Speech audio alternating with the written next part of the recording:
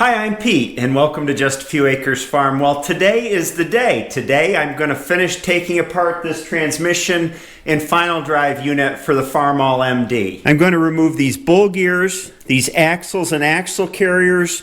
We'll pull out the bull pinion housings and the differential here, take out the transmission shafts, and by the end of the day we'll have a stripped down transmission case. To pull these axles and axle housings, I want to support them, and I'm going to just use the hoist to hold them up while I disconnect and pull them out of the housing. In order to attach the chain from the hoist, I need to clean out some of these holes on the top of the housing, and boy, they are crammed full of 70 years worth of dirt. This gear wrench tap and die set that I have was an awesome investment.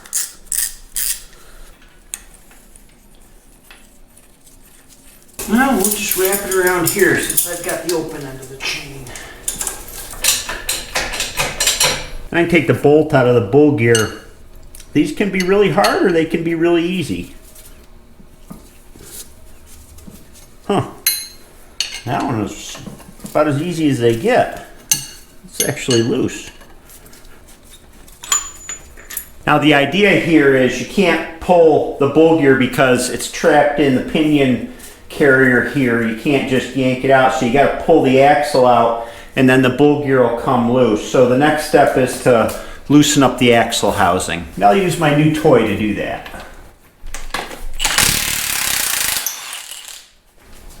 One of the reasons for pulling this apart is to replace the gaskets on these because they always leak, these housings. Well, that one came right out. Now hopefully I can just work this loose and pull it out. There we go. I'll just move this out of the way and set it down for later disassembly. Geez, that one's loose too. Huh. Somebody's been in here before. And I should be able to lift this bull gear out. Yep. Now with these side, doesn't matter. They're interchangeable side to side. In fact, one of the recommendations is if you get too much wear on the bull gear is to just flip it side to side so it wears on the other side.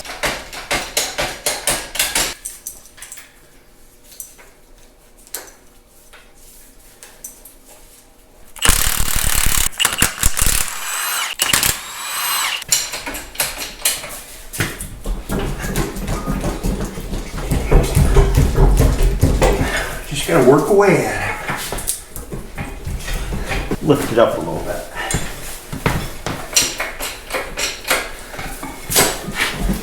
Just gotta get the angle right, you know?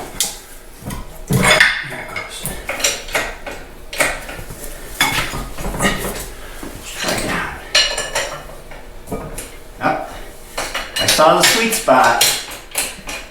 It's right there. Ha! And the second bull gear. Oh, heavy. I'm running out of space to lay stuff down in.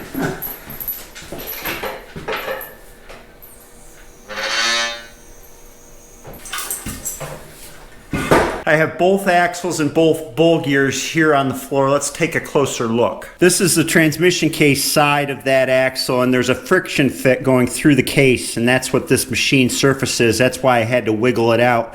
Here's the inner bearing, and I looked at both of them. Of course, you can't really tell till you get them out, but they're all whole. All the balls are still there. It feels tight. And this is the outer end of the shaft. This is the bearing and seal retainer. I'll have to take that off. Just take these 4 bolts off, pull that out, and then I can fully inspect the axle bearings. But for now, we're going to move on to the next step. And the next step is to pull out these bull pinion carriers, one on each side. And just like the bull gears, they have a friction fit around here and through the case. To pull it out, we got to remove these 6 bolts, and there's a bunch of shims under here that we got to keep track of because they're what locate the ring gear in the right location in respect to the pinion here for proper mesh.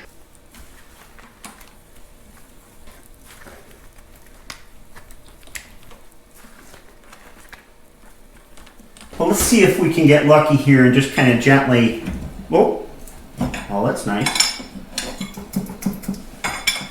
Try that out.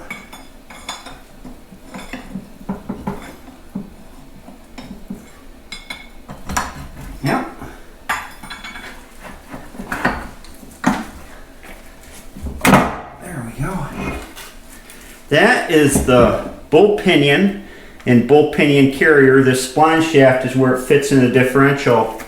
The inner bearing stayed on the differential here, and the outer bearing is underneath this double seal here. I think I can pull this right apart. Yep. Bull pinion and shaft. These are the shims that you need to keep track of. There's two on that side. Yep. And then this is that O-ring seal that needs to be replaced on the outside here, which is underneath the shims. And then the bearing seems kind of loose. Yep, there we go. Huh. Here's the other spring from the double oil seal. They are shot. This bearing, boy, it feels tight. When I remove the other side here, the differential is going to come free, so I'm just going to block it up here to make sure that it doesn't fall and damage any of its teeth. And now we can take out the other side.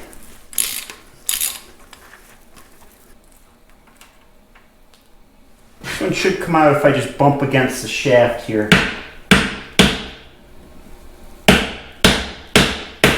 Well,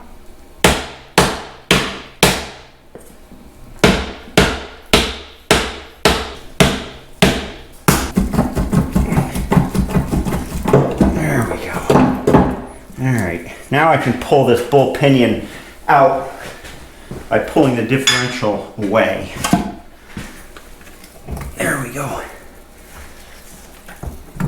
Alright, so what do we got here? This is the right side pinion shaft and pinion gear. The bearing, you know, there's going to be a whole day probably where I'm going to be cleaning and checking bearings and parts. I'm just kind of giving them the eyeball here real quick. To begin with, bad seals. Here are the shims on this side. There's 4 of them. No broken cases.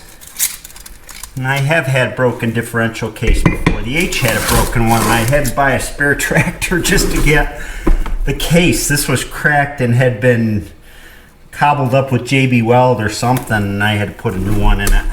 Anyway, these are the bearings on the side of the differential on the interior side of the bull pinion shafts. They feel tight to begin with.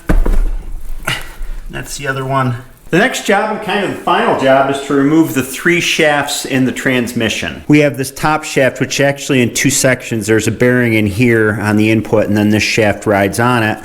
We've got the counter shaft down below, and we've got the reverse idler shaft here. I'm going to start by removing this front seal here, which will expose the front bearing on the main drive gear, main drive shaft.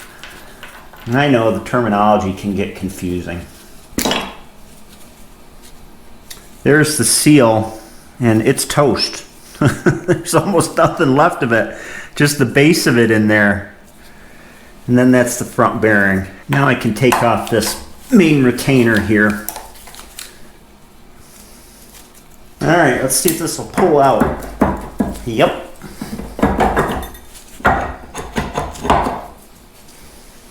This is the roller bearing that seats into that input shaft that I just pulled off, and it's shot, so that's the definite replacement. It's not uncommon for these to go bad. Then you've got the actual input shaft here. This is the engine end of it, and this bearing is loose.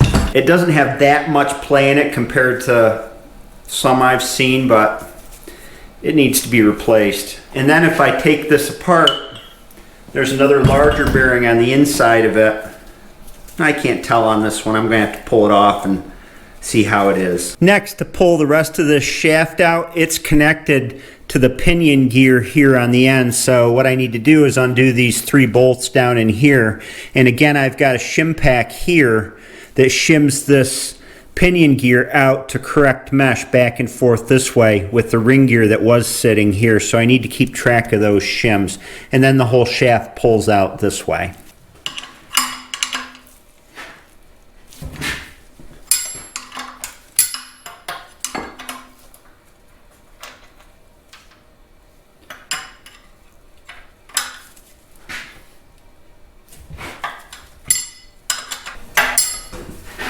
My son Henry is such a stinker. He's a wise guy. The other day we were outside and a flock of geese flew overhead and he said, "Dad, do you know why one side of the V is always longer than the other?" And I said, "No, I don't, Henry." And he said, "It's because there's more geese on that side." Oh man, can't make this stuff up, you know. Well, maybe I can. Come out, E-bolt. All right, I got all 3 bolts out here. This should just slide out with a little bit of friction. Wow, that front bearing, that is really toast. That's not uncommon at all.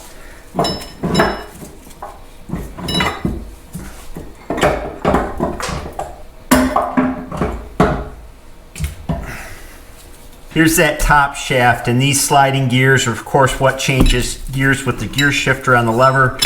These slots here where the forks from the shifter seat down in and pull it one way or the other. And if we pull these all forward,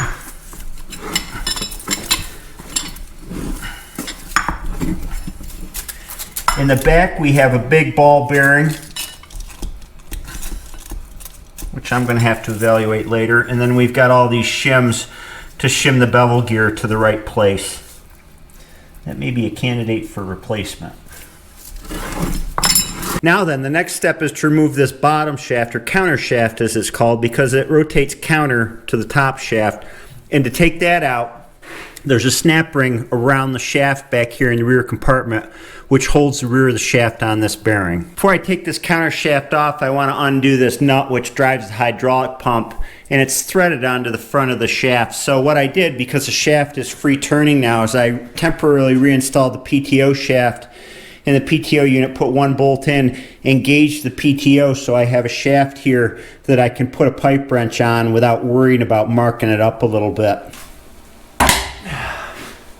Come loose? Yes, it did. Oh, these can be a nightmare to get off. That wasn't too bad. There's that nut. Now hopefully I can pull out this snap ring at the back end of the shaft. I had a pair of snap ring pliers, but I can't lay my hands on them, so I'll just use a screwdriver and be careful. There.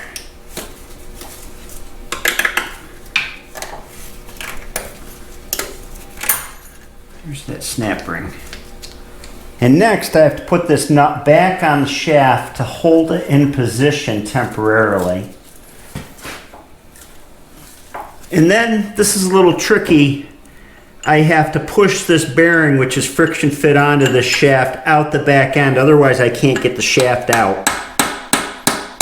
You just drive against the inner race. Luckily it's coming free pretty easily. Spin it around a little bit.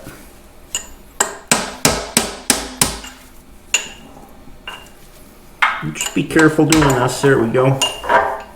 That's the counter shaft rear bearing. Feels pretty good. Now I can take this nut back off here. Oh, and drop it. Then I can take this seal carrier and bearing retainer off, but not with that socket. Try a thin wall. There we go. And of course this has got a seal inside it too that is completely shot, like all the seals. Doesn't look that bad, but it sure did leak. And then this shaft comes forward, and I can pull this bearing off. Well, come on.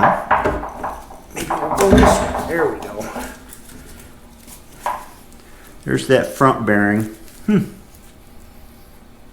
play in that either. Now that I've got both ends of this stripped, it should lift out.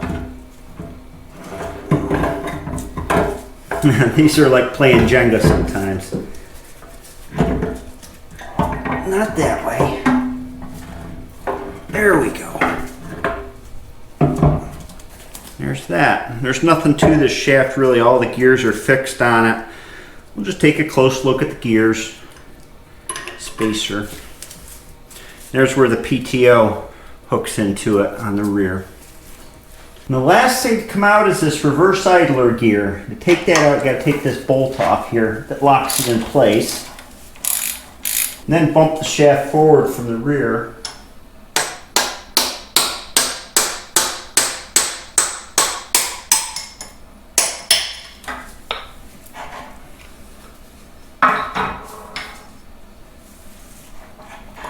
And there we go. There's a set of bushings in here, and these are quite worn judging by the amount of play I had on that. I don't have a need to take this shaft out because renewing the bushings on it will tighten everything out. But if I did if I had a bad shaft and I wanted to take it out, there's a soft plug right here that has to come out of the front of the case. That's the only way you can get the shaft out because it hits the case before it will come all the way out. So that's staying in. And that's it. We have a bare case now. The long cleaning process begins. Let's take a look. We've got the empty transmission half and crap in the troughs. There's even crap down there where the reverse idler shaft goes in on that little trough down there.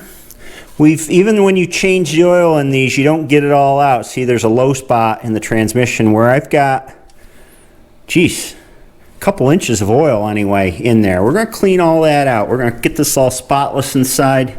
Same with the rear end here. The case is in good shape.